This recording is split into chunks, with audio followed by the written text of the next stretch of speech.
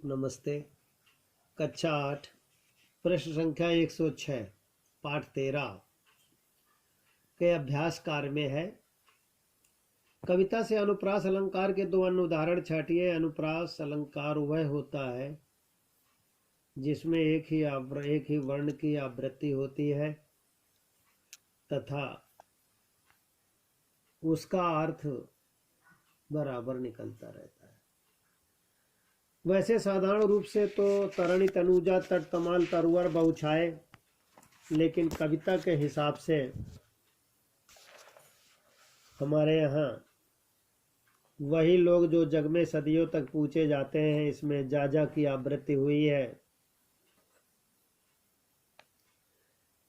बहती नदियों से पानी पी प्यास बुझाना आशा है।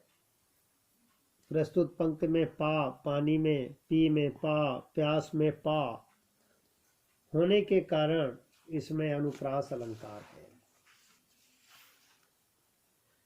जब एक ही शब्द एक से अधिक बार आए और अपना अर्थ अलग अलग निकलता हो उसे यमक अलंकार कहते हैं।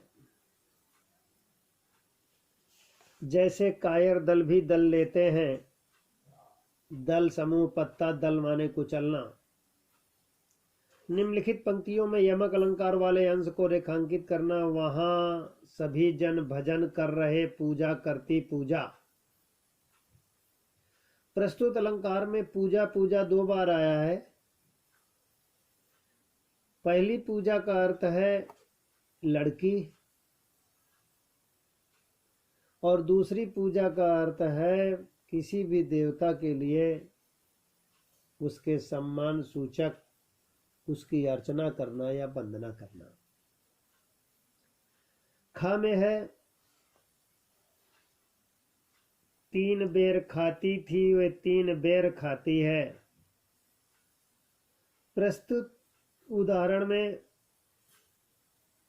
तीन बेर और तीन बेर है, इसलिए यहां पर यमक अलंकार है। दोनों का अर्थ अलग अलग है। तीन बेर माने होता है तीन बार। दूसरे तीन बेर का अर्थ है गिनती के तीन बेर। बेर एक फल है जो लोग उसका सेवन करते हैं। अब अगला है, पाठ से आगे भी कुछ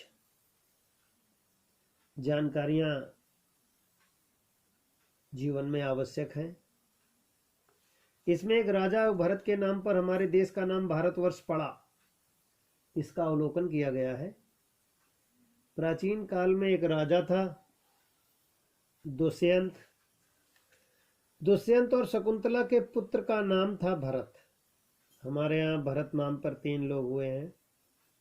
एक राम का भाई भरत, जिसे सब कुछ प्राप्त था, लेकिन वो सन्यासियों से भी, राम से भी ज्यादा उसने राजभवन में रहकर तपस्या किया। एक शकुंतला पुत्र भरत जो शेर के बच्चों के साथ खेलता था। एक भरत नाम के ऋषि थे जो मरने के समय, बुढ़ापे के समय उन्हें हिरण से प्रेम हुआ और प्रेम होने के बाद जब मरे वो हिरण के रूप में उत्पन्न हुए। भरत बहुत ही वीर और साहसी बालक था। एक बार सिंगनी अपने शावकों को दूध पिला रही थी। शावक माने बच्चों को। शेर के बच्चे को शावक कहा जाता। बालक भरत टहलता हुआ उसके पास जा पहुंचा। उसने मां का दूध पीते एक सिंह शावक को खींचकर बाहों से उठा लिया। सिंगनी भी इस बालक के साहस को देखकर चकित थी। भरत ने सिंह शावक को अपनी गोद में बिठाया और उसके साथ खेलने लगे।